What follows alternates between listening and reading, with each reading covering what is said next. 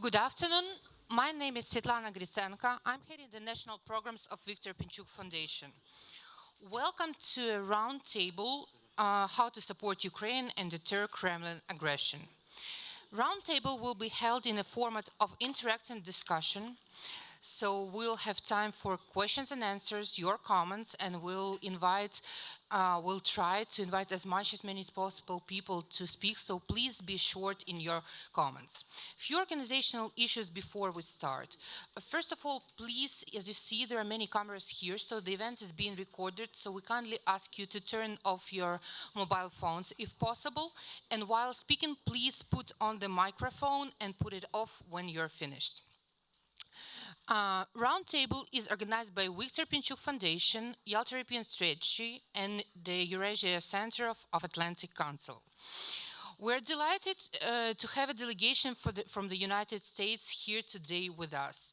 And I want to turn it over to my co-moderator, Melinda Herring, who is a Deputy Director of the Atlantic Council's Eurasia Center, to introduce the delegation. Fantastic. Thank you, Svetlana.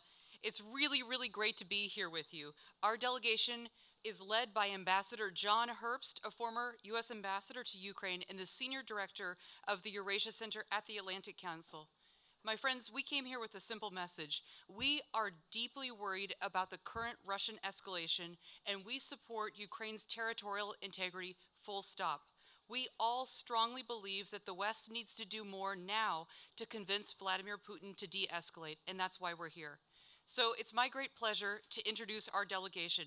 We are joined by three other former ambassadors to Ukraine: Ambassador Stephen Pfeiffer, Ambassador William B. Taylor, and Masha Yovanovitch.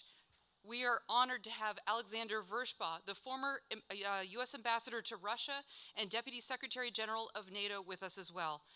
Former Supreme Allied Commander of Europe, General Philip Breedlove, right here, and former Commander of the U.S. Army, Lieutenant General Ben Hodges, are also here to provide the military assessment. And my colleague Benjamin Haddad, Senior Director of the Europe Center at the Atlantic Council, will help us understand the broader European perspective. Ben is a native of Paris, and he is very, very involved in the Normandy format discussions. So that'll help us round out the discussion, Svetlana. Over to you. Thank you very much, Melinda. And now we would like to ask Ambassador John Herbst to explain the view from Washington. Can Putin actually be deterred? And what is the United States are not doing they should be doing? You have a few minutes for this. Okay. Again, I thank everyone for coming today. Our delegation is here, as Melinda said, because Russia is threatening a major new offensive against Ukraine. The United States, now I'm not a U.S. official any longer, but we've been watching this very closely. We have been in touch with Jake Sullivan and the NSC, as well as many people at the State Department and the Defense Department. And I can tell you that American support for Ukraine in this crisis situation is substantial. You all know that the Biden administration laid out three things that they would do if Moscow sent those 100,000 plus troops, or some portion of those 100,000 plus troops, into Ukraine. There would be punishing sanctions. There would be an increase in American military assistance to Ukraine. And there would be a strengthening of NATO's posture along Moscow's border. Our delegation is made up of people who saw that administration response and said, this is pretty good, it's not bad at all, but it could be better. And we produced a statement which said, pretty good, but why not send those additional weapons now? And why not increase NATO's forces in the east along the borders with Russia now in order to have greater deterrence against a Kremlin invasion? As I think you know, the Biden administration changed its policy. The administration, actually it was 9 days ago, sent the first air transport of additional weapons to Ukraine. And about a week, actually it was a week ago today, that the Defense Department spokesman said that the United States was considering sending 8,500 troops to the east of NATO. And President Biden said at the end of last week that some portion of those forces would go very soon. So you can see that the administration position is toughening. We know there's been some concern here about the U.S. decision to withdraw families from our embassy in Ukraine. I think you know that I have been a strong supporter of Ukraine for the past 8 years and before. I was also an ambassador, not just in Ukraine. The decision to remove the families is a decision that if had I been ambassador here, I would have taken, because that is what we do around the world when things overseas get a little bit tense. That does not mean that we believe that Putin is going to march. And in fact, senior U.S. administration officials have said Putin has not made up his mind. He's in a position to march, but he's not made up his mind. But we, in making that decision, in no way are suggesting that war is going to happen. But Ukraine needs to be prepared for that. And of course, you're already in a war. But I mean, the escalation is going to happen. The United States is prepared for that. And we are here to demonstrate that the U.S. position is going to become even stronger against a possible Kremlin aggression. Thank you, Svetlana.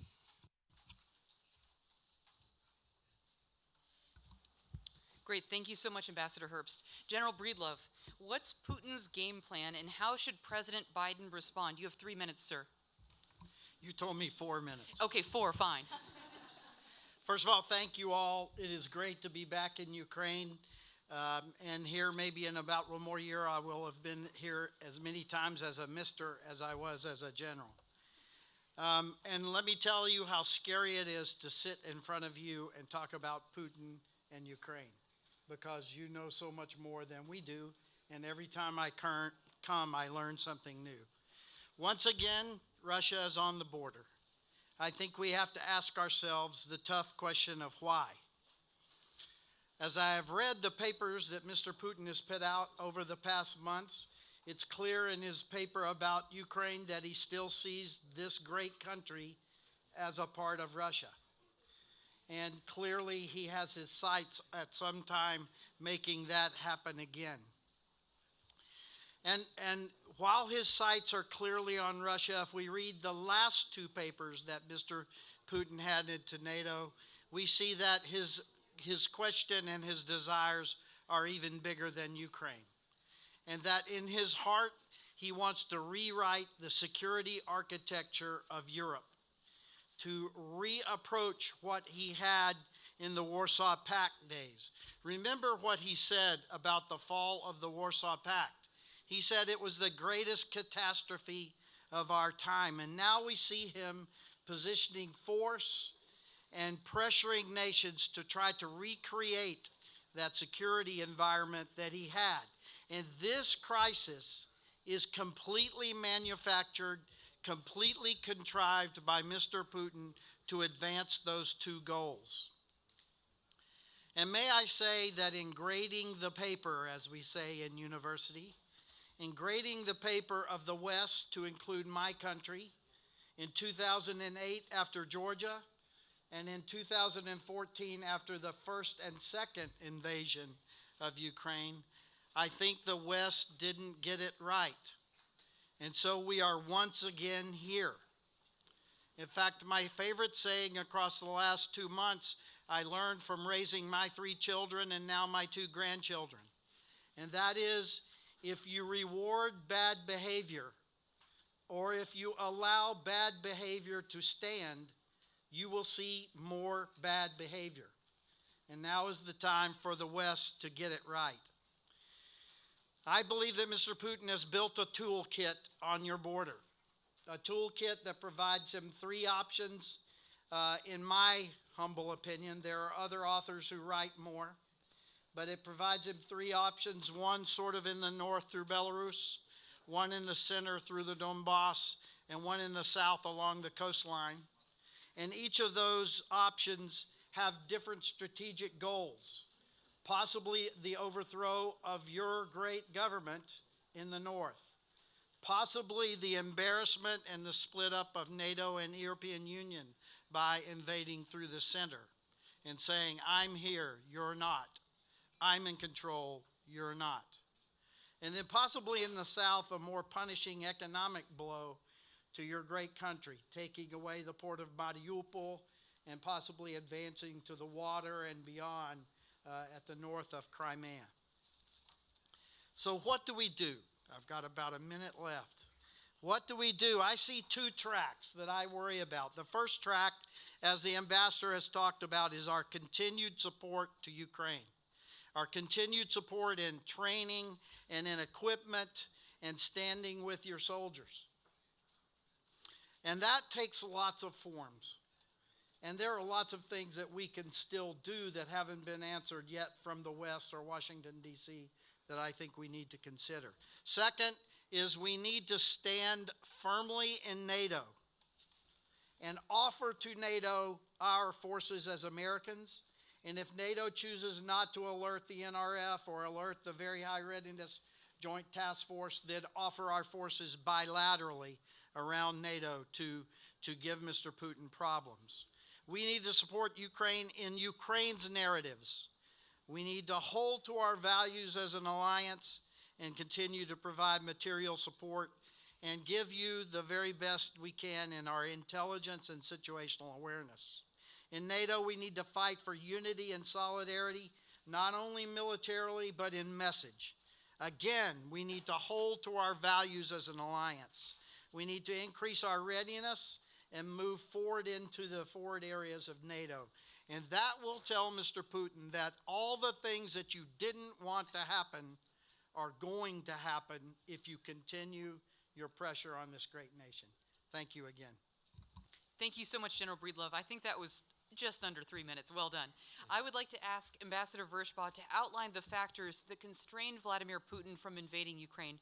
In your judgment, Ambassador Vershbaugh, is this an elaborate game to extract compromise at the negotiating table, or is Putin really going in again? You have 3 minutes, sir. Thanks very much, Melinda, and thanks to all of you for coming today. Obviously, it's a difficult time, but let me try to answer your question as quickly as I can. Clearly, the Russian forces remain on a war footing, but I agree that with my colleagues that Putin has not yet made the decision to invade. And a lot of different factors could dissuade him from doing that. Deterrence, I think, is still working. Today's discussion is an opportunity to exchange ideas on what additional ways we could further deter Putin before he makes the wrong decision. But I think Putin is constrained by the direct costs of the invasion itself, whether it's a large-scale invasion or a smaller one. He has to reckon with the possibility of not only material losses, but human losses, casualties. And if a lot of Russian boys are going home in body bags, that's not going to help Putin's, I think, still fragile political support at home.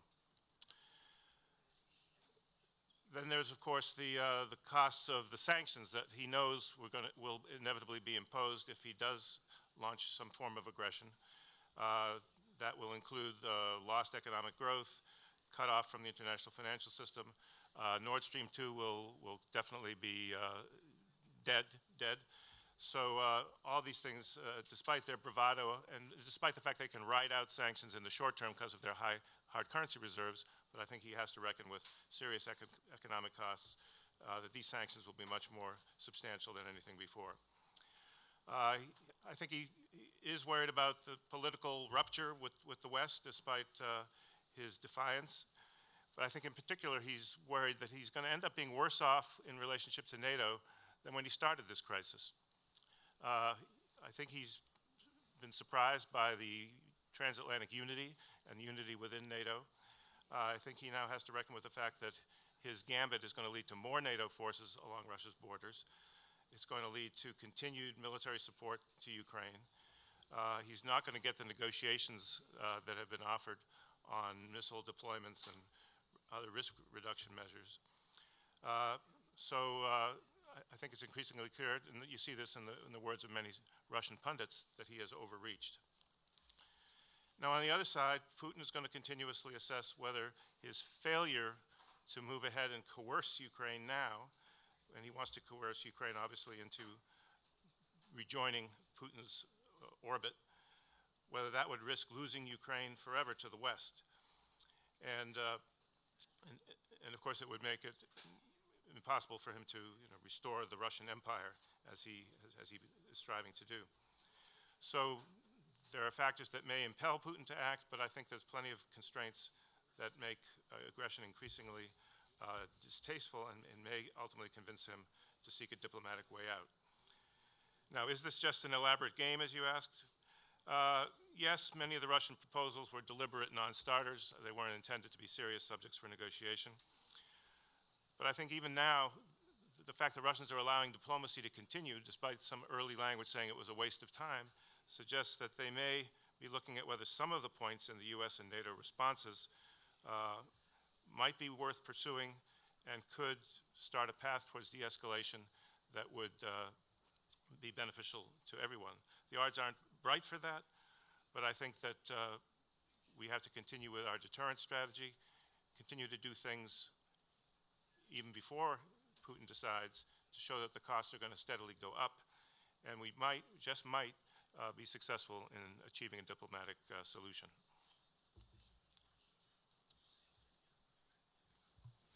Thank you. Thank you very much, Ambassador Veshbo. And I would like to invite forward Ambassador Masha Ivanovich. Could you please let us know, Ukraine is really far from the United States.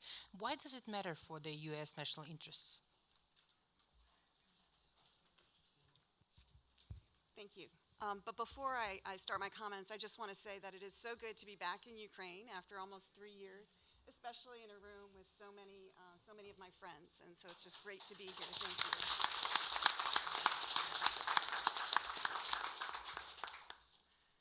So the U.S. is very far away, but in our increasingly interrelated world, it is very, very close.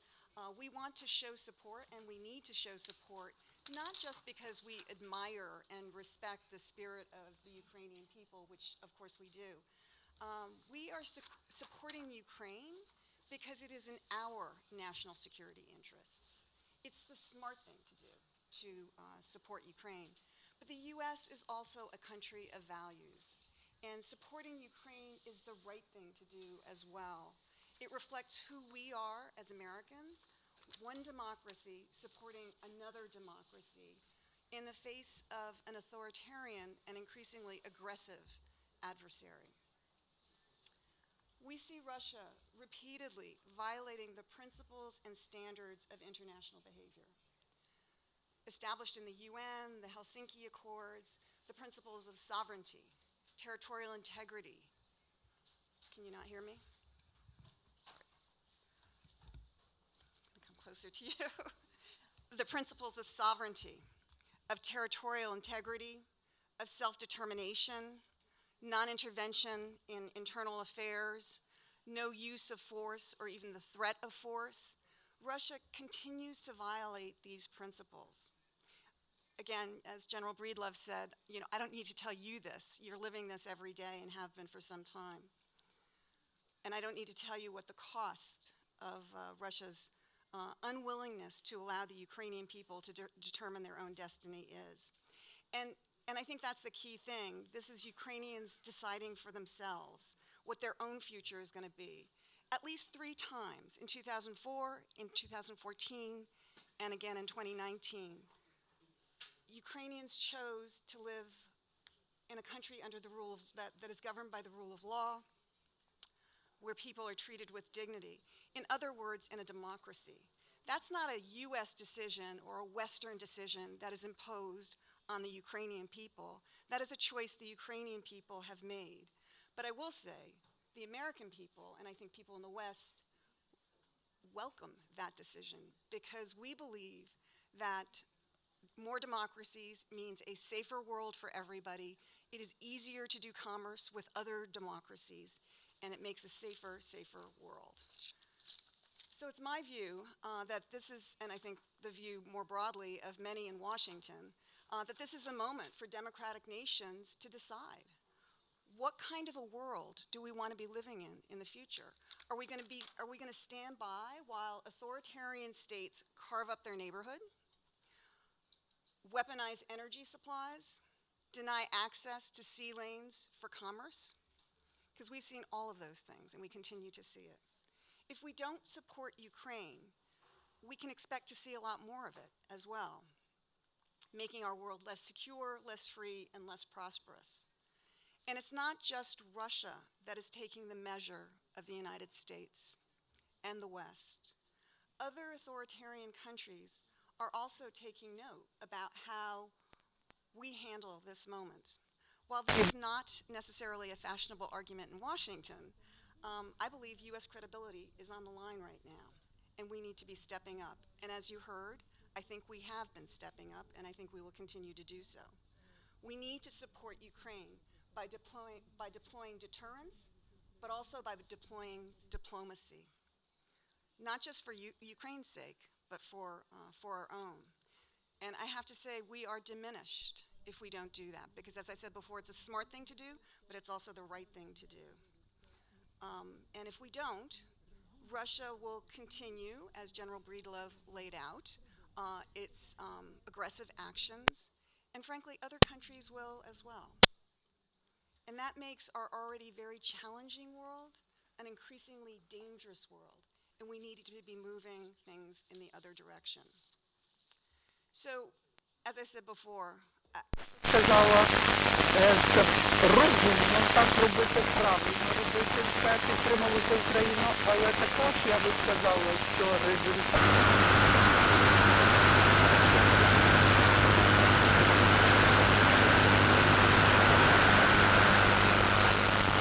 will have impacts more broadly for the United States and for other countries around the world.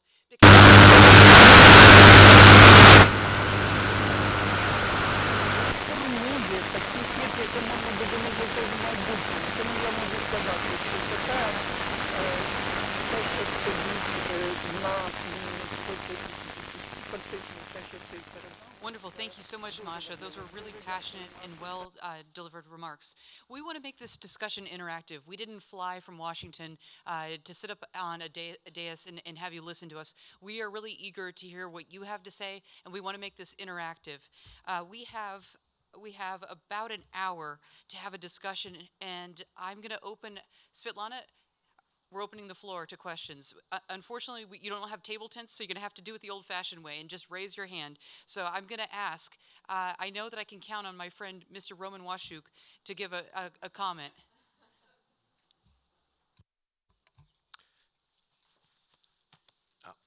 Thanks. In my new capacity as business ombudsman, I've been trying to assess business confidence, because I think there's great concern among the Ukrainian authorities that even before a first tank may roll, that the economic consequences to Ukraine of what's happening can be very grave. So I think it's very important that in addition to the measures that are being prepared on the diplomatic side and on the defense side, that a serious economic stabilization, if you will, sort of prudential package needs to be worked out. I know that there are some G7 finance ministers already talking to the IMF and others about that. But I think that ensuring that Ukraine stays on an even economic keel through this crisis is important, and the U.S. and key Western partners can do more to ensure that as well. And I would like to give word to Anton Gerashchenko, who might want to give a comment about the situation today with the people who were arrested. Anton, would you please? Thank you very much. Я буду українською. По-перше, хочу сказати декілька слів про те, що робить Міністерство внутрішніх справ у плані протидії російським гібридним загрозам. Сьогодні зранку був брифінг в Міністерстві внутрішніх справ, на якому міністр внутрішніх справ та голова Національної поліції повідомили про те, що вчора була затримана група з декількох осіб, які готували кроваві провокації в центрі Києва на замовлення російських замовників. Завдання було зібрати за гроші величезну натовп, який був би перед Офісом президента, зробити там різного роду силові протистояння з поліцією, показати картинку для того, щоб показати, що в Києві є якісь протистояння, приливається кров, в тому числі планувалося прямо використати перформанс з тим забливанням штучною кров'ю людей, яких нібито побила поліція. У випадку, якщо б це вдалося, то наступним чином планувалося на цьому вже тижні такі ж самі фейкові масові заморушення в прикордонних обласних центрах, це Чернігові, Сумах, Харкові. Ця спроба була поліцейськими сьогодні повністю викрита, особи затримані, але це приклад того, як діє Росія на всіх фронтах для того, щоб активізувати гібридні загрози проти України. Наступним прикладом можу сказати, що з початку січня і Київ, і Україну захліснула волна так званих фейкових замінувань.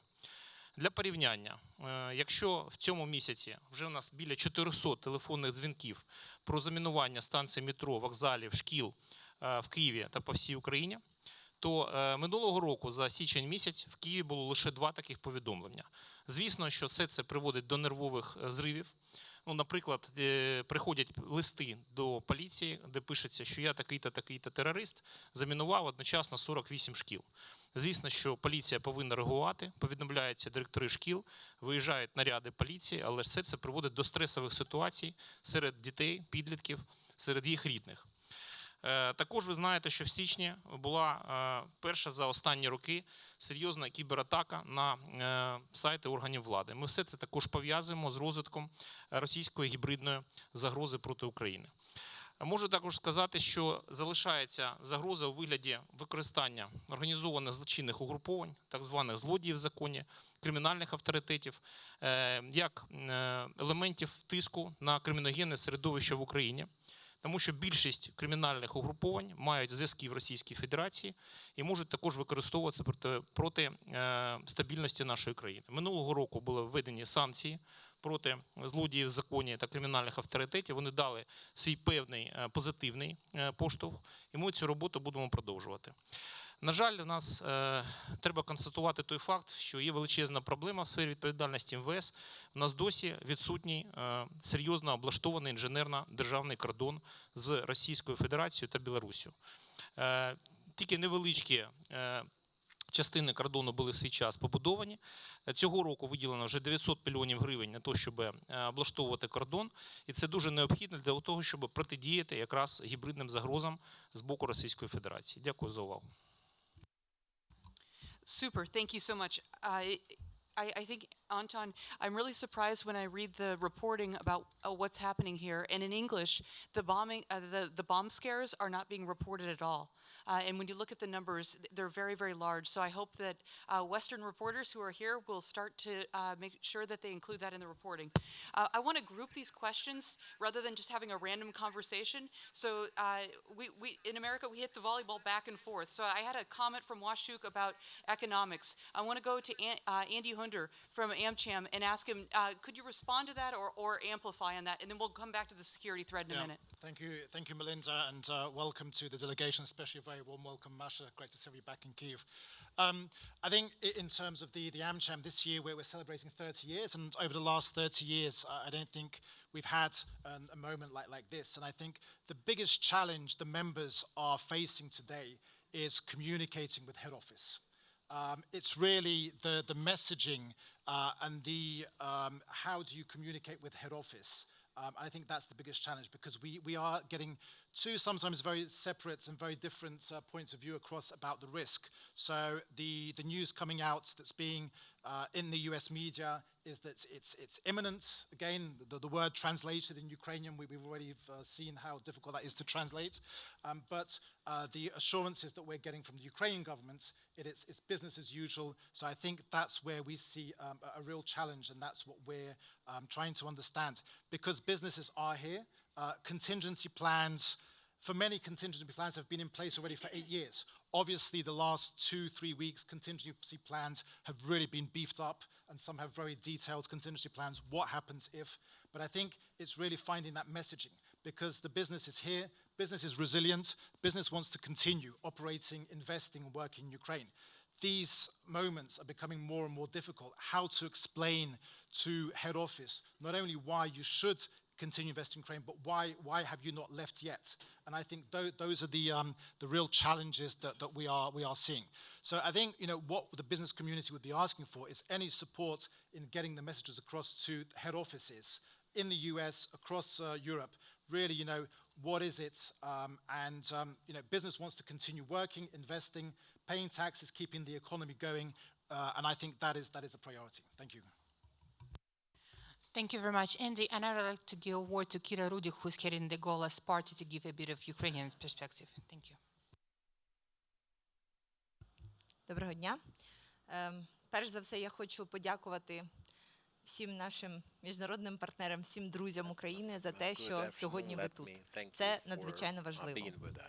Енді, як людина, яка прийшла в політику з бізнесу, я хочу сказати, що ми маємо друзів не тільки за кордоном і не тільки серед українських бізнесменів. Ви маєте друзів в нас. З початку ескалації ми займалися тим, що говорили з хед-офісами, які we talked to the head offices that approached us with a question. And the problem that we can see here is some odd communication or a communication that is not satisfactory. And my own behalf, I always... Але вона не є критичною і потрібно продовжувати бізнес, як і раніше. Ми закликаємо владу як опозиція, як опозиційна партія до того, щоб комунікація з боку влади була більш прозорою, чесною і йшла єдиним голосом. Це те, чого зараз дійсно не вистачає. І це те, що зараз створює і напруження в суспільстві, тому що люди чують щодня різні повідомлення, і це дійсно створює напруження і для бізнесу, і для інвесторів, насправді для всіх.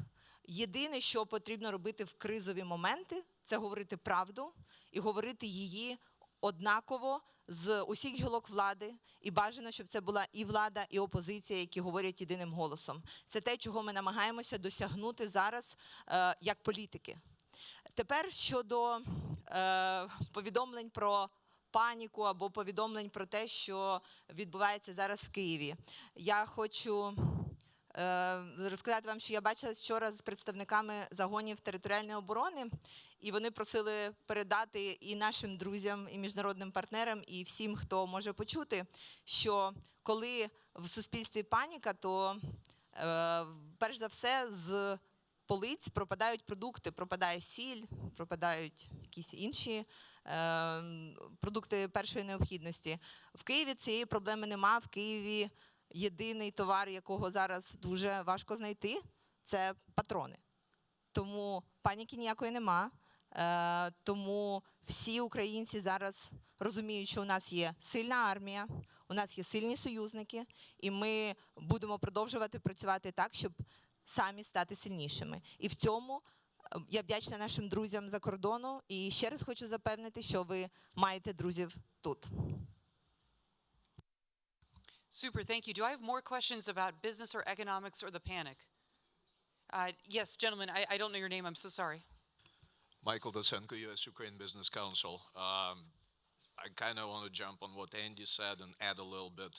We're hearing inquiries not only from the headquarters or government relations offices, because we work in Washington, D.C., and it's predominantly the government relations people in Washington that work for our 200-plus members, mostly American companies that work in Ukraine. And they are concerned, but also we're getting inquiries from the clients of these companies. Because this is the repeat of the situation in 2014 when we need to explain to them that Ukraine is the size of Texas. If somebody is working on your software in Lviv, there's probably nothing that will happen, except maybe the person will be drafted in the military. But I think what's needed is for the international media to have this translated into the mind of an average American, Canadian, Brit, Australian, and so on and so forth. Unfortunately, the world does not know enough about Ukraine. When they hear the word war, they automatically jump to conclusions. And they're not, if we're talking about Lloyd in London, they do understand what is risk management. And by the way, they're starting to talk about increasing certain premiums. And they are concerned, one particular thing that they are concerned about is the traffic out of the Black Sea ports, if God forbid something happens. So what we'd like to have is any international media here, please tell people in the West, yes, Ukraine is preparing for war, because that's what you do when you have the army like this at your border. But it's not panicking. It's a normal thing when you know that there is a hurricane coming your way. Then you buy, those toilet paper and other items like that, and yes, ammo. But it's not a done deal. We still can stop Putin, hopefully. So help us help Ukraine stop Putin, and then business will be as usual. Well, with more reforms, hopefully. Thank you. Thank you very much. Please raise your hands who have questions or comments at the moment. And also, if somebody from US delegation also wants to comment, please, you are welcome. So who wants the next question? Oh, here you go, please. Alexei. Thank you very much. First of all, thank you very much for coming to Ukraine. It's a big honor, and we are happy to see you now, and your support now is really invaluable. So thank you very much. And my question is about, again, to security issues. I would like to raise two issues. First is North Stream 2. You said about that if there will be a military invasion of Putin, then the North Stream 2 will be stopped, and it will be a piece of metal on the bottom of the sea. But not why if? Like Ambassador Herbst told that some things could be done not about if, but now. And I think and I believe that in 2 months, in 3 months, whatever this situation crisis will stop, hopefully without big invasion of Putin. But still, North Stream 2 is a great challenge to European security and especially for Ukraine. And we understand it clearly. So what can be done by Ukraine maybe to help you to provide this message, and what can be done now to put a stop on this project now and forever, and forget about it, because it's something which makes Putin stronger and everybody else weaker. That's the first question. And the second, I have an honor to be a chair of the caucus in Ukrainian Parliament for Democratic Belarus, and we see now that hybrid Anschluss of Belarus, which is coming on our eyes during last year and a half, is a huge challenge for whole European security, and especially for Ukraine with our 1,000-kilometer border with Belarus. Again, what do you think about this? I believe that all sanctions should be strengthened from European side, and especially from American side, and especially from European side, because now European sanctions are not so tough against Lukashenko's regime, and they could be much tougher. So that's my two questions, and I would be happy to hear some comments. Thank you. Super, thank you. It's great to see you as well. I'm going to direct the Nord Stream 2 question to Ambassador Herbst, and I'm going to direct the Belarus border question to General Breedlove. So Ambassador Herbst, please.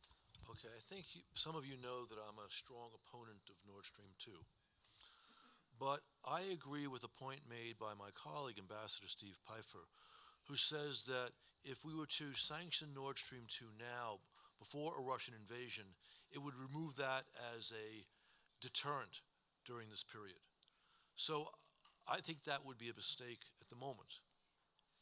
But I think that once we get past this crisis, however, and obviously if the Russians invade, I have no doubt the administration will in fact finally sanction Nord Stream 2. But if we get past this crisis without a new Russian invasion, then at some point in the not too distant future, we should sanction it. And you said, what should Ukraine do to make this happen? I give Zelensky high marks for the fact that he was willing to ignore the Biden administration. The Biden administration made a dreadful decision on Nord Stream 2. They are coddling Germany and rewarding Moscow. And the Biden administration did not like it when Zelensky sent tweets to Congress encouraging them to sanction Nord Stream 2. And he did that, Zelensky did it because it was in Ukraine's national interest. I would also argue it's in U.S. national interest. I think the Biden administration made a terrible mistake. So I think Ukraine's continuing to demonstrate its opposition and rely on its friends in Congress, both Democrats and Republicans, is doing the right thing. Thank you. Super, thank you. General Breedlove, tell us about that border. I'd like to add just a remark or two about the sanctions and others. I think that we have adopted a rather passive deterrence. If then. I think we should maybe, I'm out of my league commenting as my learned colleagues have about some of these sanctions, but especially with military measures, I think we could be more active in moving some forces forward and making the example of what will happen if they continue by demonstrating it actively.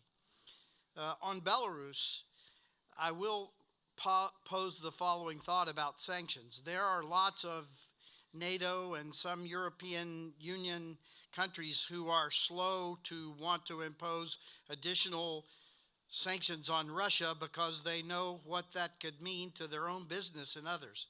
I don't think they're going to be equally limited in imposing sanctions on Belarus, and I think Belarus should be very concerned of what could happen to them if they actively support or actively allow a Russian movement through their country to contact. I think about the border, there is much to be concerned about. I learned a lot on this trip from my brothers and sisters here in Ukraine about how open that border is. And so now this is a problem for the military, and it is a problem for the civil government. In how do we change the ease by which people can move across that border if they have ill intentions to Ukraine. So this is a big problem. It's going to take policy and it's going to take money, and both of those are hard, aren't they, in our current governments? And so I think that we need to get after that. And I think that this is something that the military is going to be challenged by because they have seen the biggest threat to the east and to the south. And so now we'll have to refocus a little. Thank you. Thank you very much. And I would like to turn over to Maria Kapian for your comments about what would you say, how is the ministry ready? Thank you so much. Шановні друзі, шановні колеги, по-перше, я хочу подякувати за той щирий і відкритий діалог, який ми сьогодні маємо в координації з нашими західними партнерами і українськими партнерами, які є сьогодні присутні, тому що дійсно увага, по-перше, до питання ескалації сьогодні на кордонах України і тих гібридних атак, які відбуваються, це перший сигнал до того, що українська влада і український народ готовий до тих ситуацій, які виникають наразі.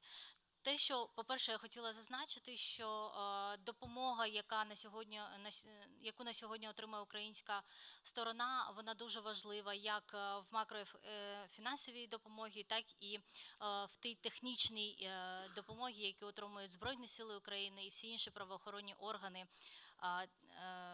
І за це ми дійсно вдячні. По-друге, я хотіла би зазначити, що дійсно наразі відбуваються гібридні атаки. І сьогодні ми мали ще один доказ того, що вони тільки будуть посилюватись і їх кількість буде чи то не кожен день, коли ми отримуємо різного роду інформацію від розвідки в тому числі, але перша і головна наша ціль і наша мета на сьогодні, що ми маємо зберігати спокій і врівноважено і зрозуміло діяти. На сьогодні алгоритм дій правоохоронного сектору і сектору безпеки і оборони опрацьовуються, і наразі ми можемо сказати, що ми в рази більш готові, ніж це відбувалося в 2014 році.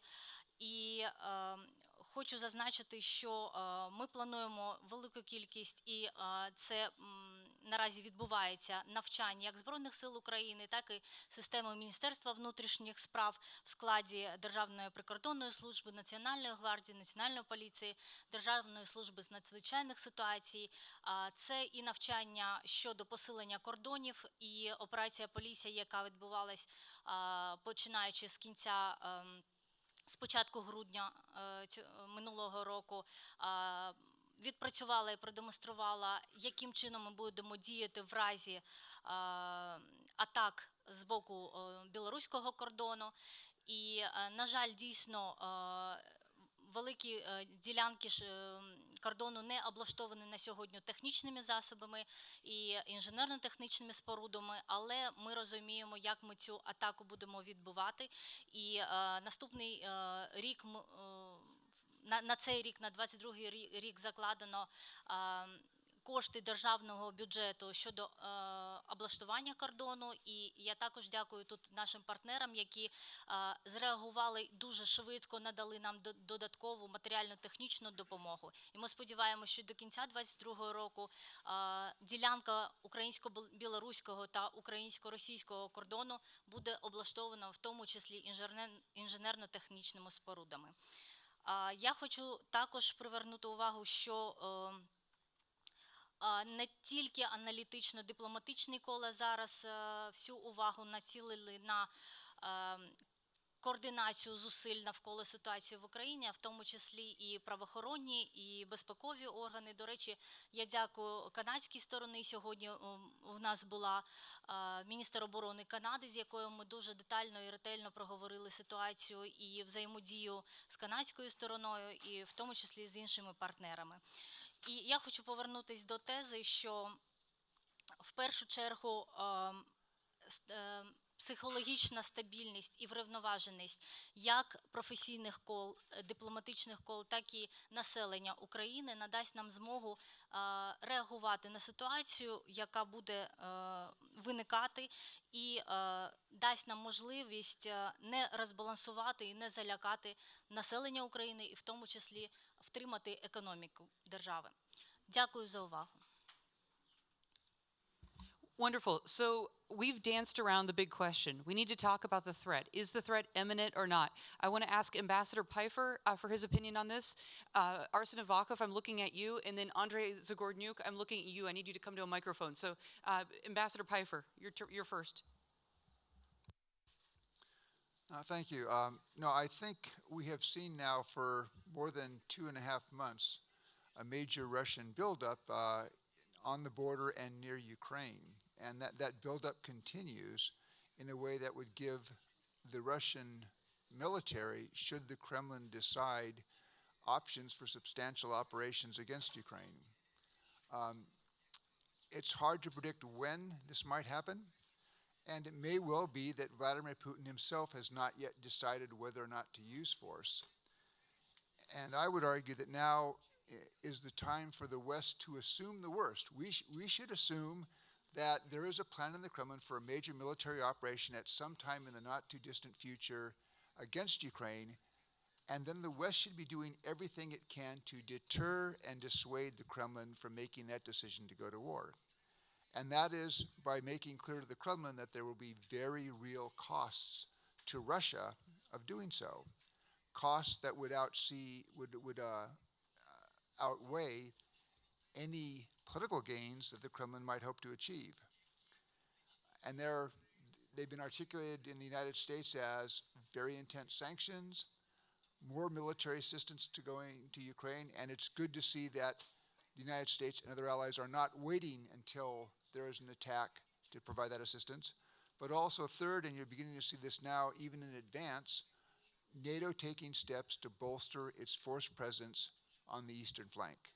I think the French have now decided to send forces to Romania, and the British are preparing to send forces to the Baltic region. So I think there's this effort now to basically communicate to the Kremlin that there will be big costs, the hope being that that will, in the end, persuade the Kremlin not to make a decision for war, which would be a tragedy for Ukraine, but I would argue would also be a tragedy for Russia. And I would come to one other point, is the sort of sense of alarm and this perception that there's a difference between the threat perception here in Ukraine and the threat perception in Washington. And this is my surmise, but it's what I would be advocating were I in the U.S. government, is I think within the U.S. government, there is a tendency perhaps to be a little bit coming down on the side of more alarm. And part of that is because the United States is trying to marshal allies and partners in Europe to do what they can to indicate to the Kremlin that the cost of an attack on Ukraine will be very significant. And I believe that if, to the extent that European countries did not think that this was a very realistic possibility, you would not have additional NATO forces preparing to deploy to the East Flank. You would not have the British Air Force airlifting anti-armor weapons in. So I think it's a difference maybe in assessment, but there's also, I think, a sensible reason for doing that. Because again, the goal here is to maximize the pressure on the Kremlin and make very clear that a decision to launch a new invasion of Ukraine would have very significant and painful costs for Russia. Super, Steve, thank you. Arsen Avakov, what did he miss? Do you agree? З питання внутрішньої безпеки. Треба розуміти, що реальна українська опозиція, розуміючи всю складність ситуації, яка зараз є, прийняла для себе рішення в питаннях протестних акцій зараз бути дуже обережними. Більше того, ми провели круглий стол, багато з цих людей, які були присутні, здесь присутні, парламентарії, Кіра Рудик, інші. І предложили концепцію єдності з владою в питаннях безпеки України. Це вкрай важливо. Влада не дуже слухає, але це важливо для держави. І я хочу, щоб всі це розуміли. І ще, що для нас важливо, що Путін не може розраховувати на дисбаланс внутрі України, так як в питаннях опору путінському режиму, я вважаю, ми єдині разом з владою. І я хочу подякувати нашим друзям, дійсним друзям з-за кордону, і прошу їх підтримати нас, незважаючи на деякі екзотичні висказування деяких наших посадовців. Тому що посадовці приходять і уходять. Кому, як не мене, це знати. Але інтереси держави надважливі. То, що хочу почути зараз, хочу почути, що незважаючи на те, хто при владі в Соединенных Штатах, чи республіканці, чи демократи, хто посол Соединенных Штатів в Україні, і хто тут на посадах є, я хочу почути, що американська підтримка буде завжди на високому рівні. Це вкрай важливо, і цей сигнал потрібен для суспільства. Дякую вам за підтримку. Super, thank you. Andrei Zagornyuk.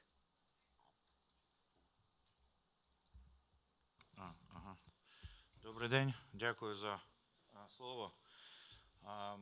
Мабуть, ви знаєте, що останні 2 роки я працюю в Центрі оборонних стратегій. Ми зараз вивчаємо 24/7 ситуацію навколо кордонів України, аналізуємо ризики і аналізуємо потенційні загрози і потенційні відповіді як з України, так і з боку партнерів щодо цих загроз. Значить, на даний момент ми бачимо 135 тисяч військовослужбовців Російської Федерації навколо кордонів України. Це невелике збільшення порівняно з минулим тижнем. Ви знаєте, ми опублікували наш звіт минулого тижня. 15 хвилин тому ми опублікували на тому ж сайті «Українська правда» оновлення. Плануємо зараз опубліковувати оновлення щонайменше раз на тиждень, скоріше за все, частіше. Значить, наразі ми зберігаємо всі наші прогнози, тобто ми вважаємо, що оце повномасштабний апокаліптичний сценарій, який дуже часто малюють в засобах масової інформації, особливо західних, ми не вважаємо його реалістичним. До речі, з нами згодні велика кількість аналітиків, в тому числі західних, з різних аналітичних центрів, з якими ми працюємо, обмінюємося інформацією і так далі. Але ми вважаємо, що дуже високий ризик загострення в зоні ООС на сході України. Там ведуть підготовки, особливо Південний округ, військовий округ Російської Федерації. Ну і звичайно, що залишається загрозлива ситуація в районі Чорного моря. Особливих не було змін, але туди йдуть 6, точніше, в Середземне море зайшли 6 десантних кораблів. Подивимося, якщо вони підуть в Чорне море, ми будемо дуже суттєво збільшувати прогнози як на негативні. Тому що це дозволить велику кількість завантажити морської піхоти, техніки, і це може бути дуже серйозний напрямок. Ну і, звичайно, зараз починаються навчання в Білорусі. Там на 8-10 збільшується тисяч військовослужбовців, зараз кількість їх. Повно техніки прямо під нашими кордонами, наші там представники були, дивилися, дуже все досить серйозно. Значить, чим відрізняється ситуація від минулого тижневої? Тим, що там розгорнута вже система управління. Тобто, якщо тиждень тому її не було, тепер вона є, це в принципі негативний, такий потенційно негативний показник. Звичайно, вона потрібна їм для навчань, але як ми знаємо, вони можуть її використати і далі. Andre, you're avoiding my question. Is it imminent? How imminent No, is it's the threat? not imminent. Ні, давайте ми не можемо говорити такими категоріями, тому що, знову ж таки, є за яким сценарієм imminent, це мається на увазі невідворотня. Тобто, за яким сценарієм вона невідворотня, це є різні сценарії. Ми вважаємо високий рівень загрози зона ООС, ми вважаємо підвищений, це з північні кордони України, саме через проходження навчань. На жаль, біля північних кордонів України знаходиться місто Київ, тому ми повторюємо, що треба дивитися на оборону міста Києва набагато більше, ніж на неї дивляться зараз. А щодо великого сценарію, ми не вважаємо його невідворотнім, ми не вважаємо малоймовірним. Аргументація була наведена, якщо комусь треба, в нас є більш детально, можемо проговорити це. Але важливо дві речі. Ми абсолютно впевнені, спостерігаючи за діями Російської Федерації 2 роки, просто кожен день, і до цього, звичайно, так само, вже декілька років, вони використовують зараз так звану адаптивну стратегію. Тобто в них є декілька варіантів, вони дивляться на нашу реакцію, на реакцію міжнародного співтовариства і далі вирішують, що робити. Тобто вони зараз дуже гнучкі, дуже agile, то що називається, адаптивні. Тому надзвичайно важливо, яка реакція від нас. Якщо вони бачать рішучих українців, якщо вони бачать підготовку, вони, звичайно, будуть це враховувати. Якщо вони бачать абсолютно непохитний захід, насичення нас озброєнням, і чітко ж ми дивимося на те, щоб захищати нашу країну, вони будуть робити висновки. І відповідно, якщо вони бачать щось інше, протилежне, так само. Тому наша реакція зараз, реакція західного суспільства, західної співтовариства, зараз абсолютно критична, як саме і громадян України.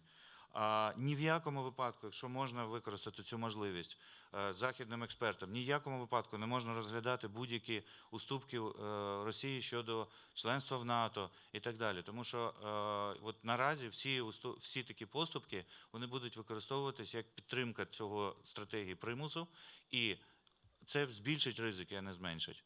А про це ми так само вже писали, але тим не менш я ще раз хочу повторити, тому що зараз от ми спілкувалися з європейськими колегами, які говорять про те, що дуже активно посилюються оці серед європейців розмови, а так навіщо їм НАТО, а вони там все одно не будуть через 10 років, а давайте якось домовимося і так далі. Будь-які домовлення під стволами, так би мовити, озброєння, це лише посилить стратегію Росії. Вони тільки почнуть це робити більше. Дякую. Thank you very much. And I would like to us to go a bit more into focus on what international partners can do and what Ukraine should do. And I will want to give a word first to Ivanka Klimpush-Tsada, then Yegor, and then Alexei Ryabchin. Thank you. Thank you. I obviously would like to join everybody who thanked all the ambassadors and all the great participants of these delegations coming here and taking this proactive, supportive action. I have a couple of questions to whoever you would like to direct it from the American delegation. We are hearing that sanctions will come in if something is happening. However, we do not understand what is and I don't think that there is a decision, or correct me if I'm wrong, and the decision has been taken, what is the tipping point or what is the breaking point, the red line, when the sanctions will be unrolled? The menu of a hybrid possibilities is pretty wide.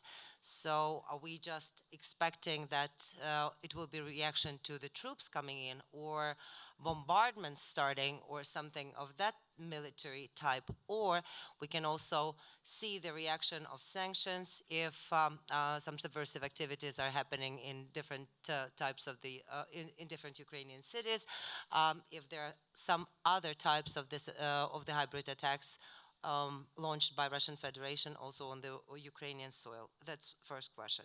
The second question is we are hearing here that there is a kind of a dissonance between the threat assessment between the Ukrainian authorities and I think the whole world has heard that, and our friends from UK or the US and other countries.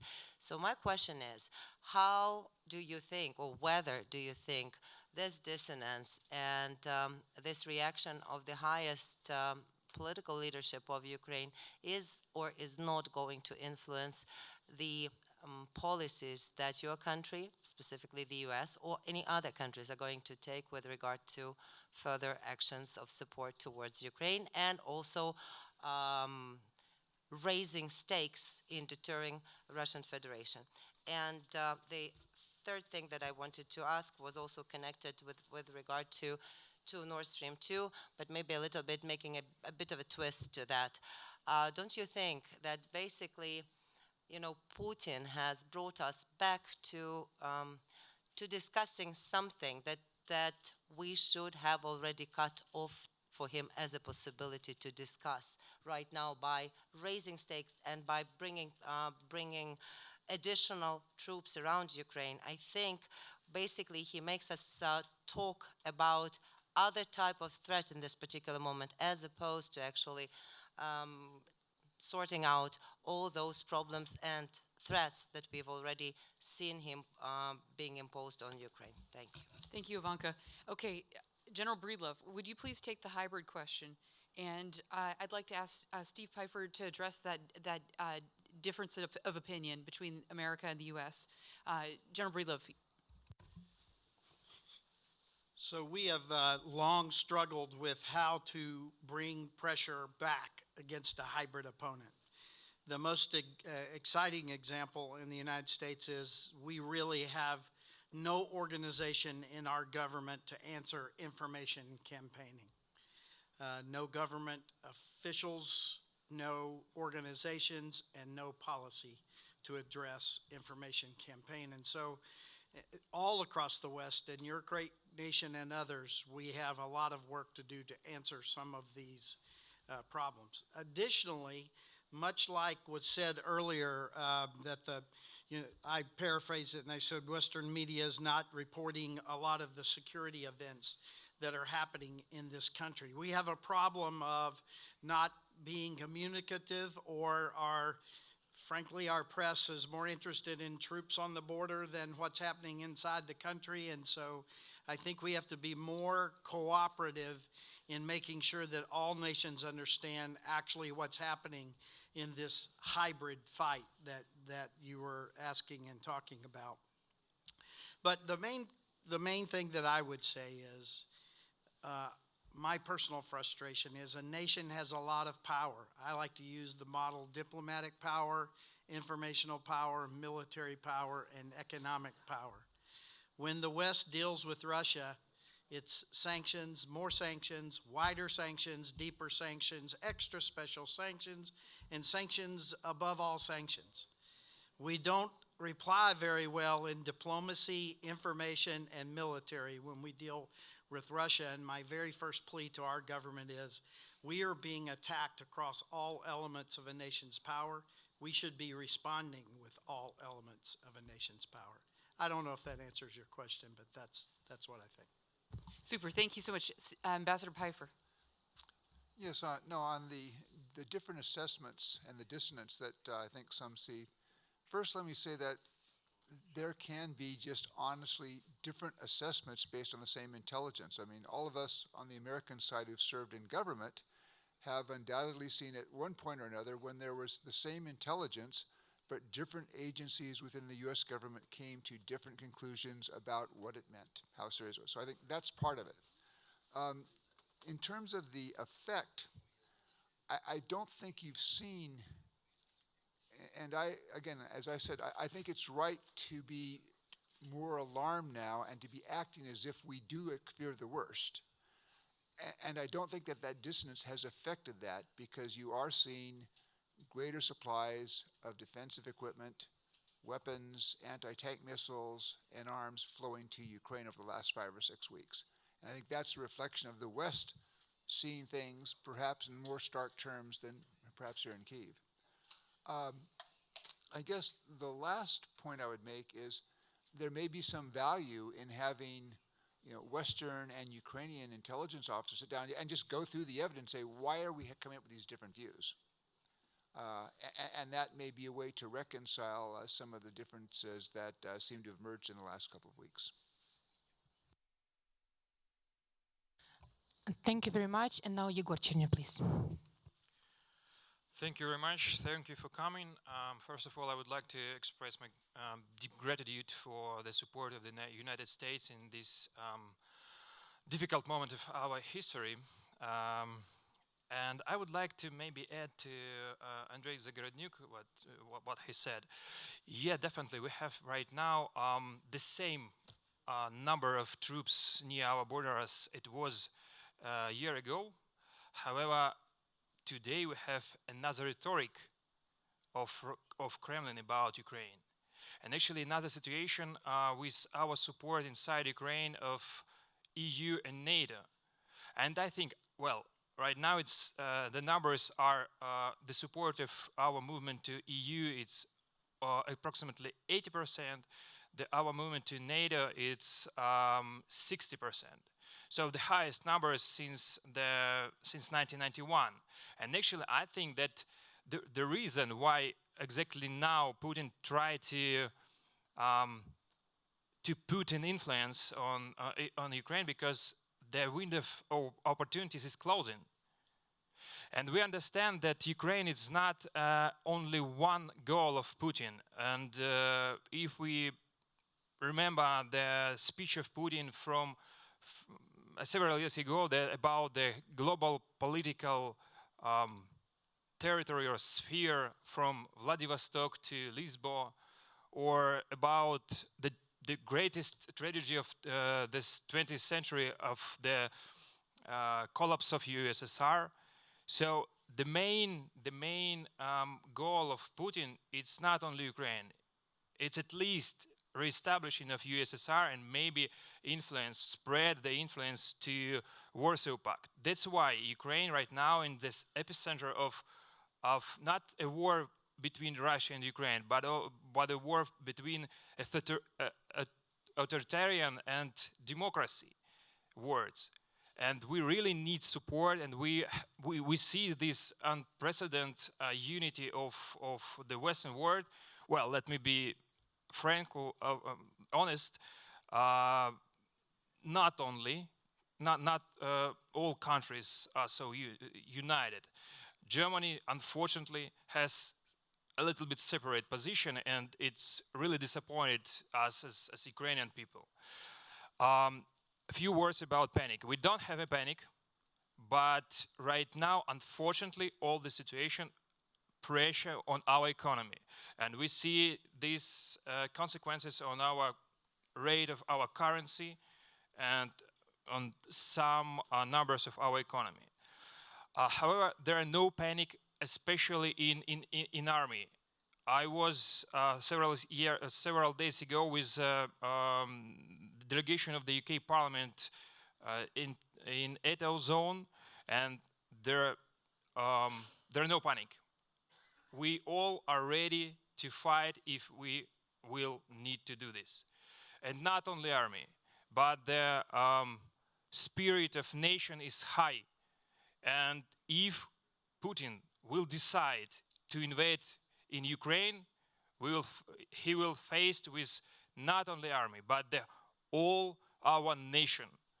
More than 70% for now consider Russia Federation and Putin as a threat, as an enemy. And this is the high. We strengthen our army. We is forming our territorial defense units, but we still need support in diplomatic level and support in weapon.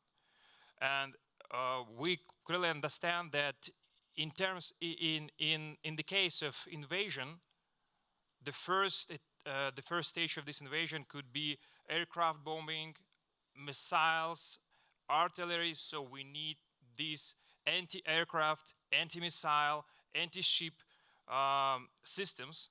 We still need it, and we hope that the US and the Western world will provide us with this weapon.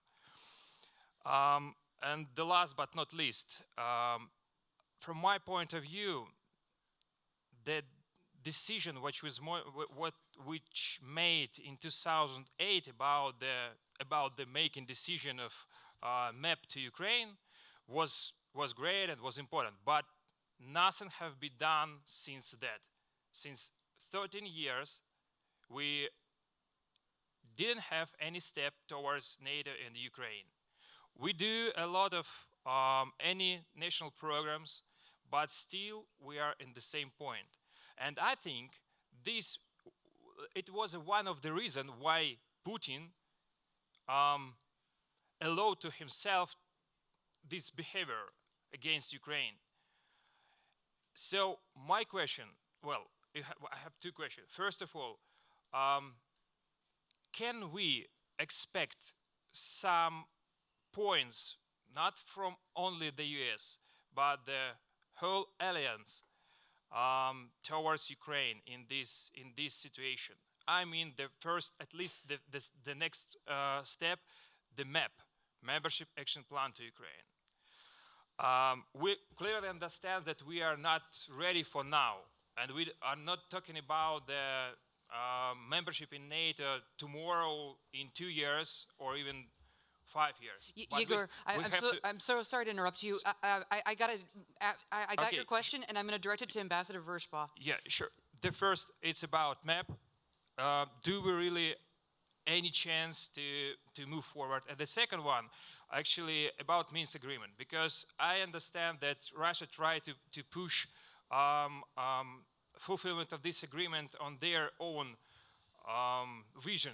But for Ukraine, it's important to fulfill these points of agreements, of Minsk agreements in our vision. First, it's safety. Second, political. Thank you. Got it, thanks. I just have to keep my eye on the clock. We have 4 more people in the queue. So if you could just really quickly summarize your question, that would be brilliant. Sandy? Thanks very much. First of all, I very much agree with your initial analysis of what's going on. I think that Putin does see the window of opportunity closing. Since the invasion of Ukraine in 2014, he's tried to bring Ukraine back into Russia's orbit, but he's failed, and I think that's one reason that's created this sense of urgency on Russia's part. Ukraine, he sees as slipping from his grasp, and if Ukraine really becomes an independent country, it not only makes it much harder to restore the empire, whether it's a USSR light or some other form, but it also creates a permanent threat to the Putin system. A successful democratic Ukraine is an existential threat from Putin's point of view. Now on NATO, and will we finally take some steps to follow up on the 2008 decision? To be honest, I wouldn't count on that in the short term. I think you're going to have to allow the dust to settle from this crisis, even if it ends on relatively peaceful terms. I think that there may be still reluctance on the part of some allies to move forward with MAP in light of what's been going on. So I think what NATO needs to do is come up with something that has much more substance to it, but doesn't get into the question of membership one way or the other. I've written about a possible Ukraine deterrence initiative as something that NATO could agree upon at the Madrid summit, which would be a concerted effort by NATO to strengthen the defense capacity of Ukraine without opening the door at this point on the membership issue, either with MAP or full membership. That could ultimately make Ukraine more of a strong candidate down the road, but we should, in the short term, do everything we can to ensure that Ukraine can defend itself based on its legitimate rights to self-defense. Super, and Sandy's website is available on the Atlantic Council website. Oh, and Ambassador Pfeiffer has a 2-finger. I just want to add briefly to Ambassador Vershbow's comment, because I do agree that one of the reasons the Russians are acting now is they see Ukraine slipping irretrievably away. But one thing that seems to have been missed in the Kremlin, that is precisely Russian actions of the past 8 years that have pushed Ukraine away. The numbers for support in Ukraine for joining NATO have skyrocketed since 2014. We know what happened in 2014. Thank you very much. Alexei Ryabchin, 2 minutes max. Thank you very much. One short comment and one short question. First of all, thank you for the organization, for the Victor Pinchuk Foundation, for the Atlantic Council. I would say, like, I have a mixed feeling because it's like on the one hand side, it's a really great event showing huge support to Ukraine. On another hand, like, it reminded me the 2014 from my beloved Donetsk, when a huge amount of diplomats, huge amount of experts, huge amount of journalists came, and it didn't happen, not really great. I hope I'm wrong, but like the huge presence of different internationals here, it's not really a great signal for us. But as I said, I hope I'm wrong. A statement in regard to the Nord Stream 2, definitely this is a thing that unites coalition, opposition, different governmental branch. It should be stopped at all cost. It shouldn't be the leverage for Putin. It should be the leverage for Germany. If they attack, we will stop. It should be stopped. It should be sanctioned at all costs that we could do. And I hope Svetlana Zarishuk, who is on the edge on the front with the Nord Stream, could say something more. But like my question is, like, we hear a lot of things that is on the agenda, like Putin's absurd demand of a zone of influence, full implementation of Minsk II on their interpretation or direct talks with the separatists. But I bet there is something hidden in the agenda, something off the radar that is speculating and we don't yet know. Could you, maybe you know something more about the hidden agenda that he demands from Ukraine and the West might push for Ukrainian authorities in order to, save Putin's face or like all of this kind of stuff. And one last remark, unfortunately, Putin forced everybody to stop speaking about returning of Crimea and returning of Donetsk to Ukraine because we are like almost for like a couple hour discussion, we are didn't speculating on this and I'm not reading this in the media. So this is not in the discourse Crimea is Ukraine, Donetsk is Ukraine, it needs to be liberated. So the question is, what's else off the radar but might be pushed for the Ukrainian government to accept as a painful compromise? Thank you. Thank you very much, Alexei. And we're running now out of time, but I think we should give a word for a question to a person who actually does know what Russian aggression is. Stanislava, say a word to you. Дуже дякую. Я буду говорити українською. Ви знаєте, шановні друзі, свого часу Адольф Гітлер виступав у Рейхстазі, а позаду нього сидів Герінг. І вони дуже голосно сміялись. Сміялись, бо Гітлер перераховував країни, які він має звільнити на вимогу колективного Заходу. Франція, Польща, Австрія, Чехія, Бельгія і ще з десяток, які вже були так чи інакше окуповані. Ситуація тоді полягала в тому, що нацистська Німеччина була країною, системою, з якою неможливо було миритись на жодному рівні. І коли ми сьогодні з вами думаємо, а чи можна будувати Північний потік-2, а чи відійде Росія від наших кордонів, то наступне питання, яке всі ми маємо собі задати, а куди ми будемо евакуйовувати поляків зі східних воєводств, якщо післязавтра України не буде? А це станеться, тому що запитайте зараз у Франції, де вона стикається з росіянами? В Малі. І там не стоїть регулярна армія Росії. Там стоїть група Вагнера, яка послаблює французький вплив і посилює свій вплив у Африці. Тож питання тільки одне. Чи нарешті Захід може усвідомити цю хибність цієї думки, що якщо ми у НАТО і якщо ми далеко, то ми у безпеці? І вже від відповіді на це питання залежить все інше і дії, в тому числі тих людей, які приїхали сьогодні, і я їм дуже вдячний, до нашої столиці. Дякую. Thank you so much.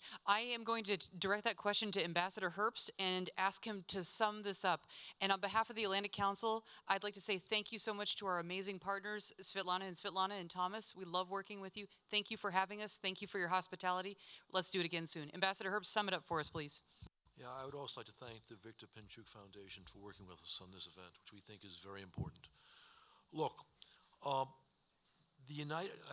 our Washington, I think, understands, the U.S. government understands.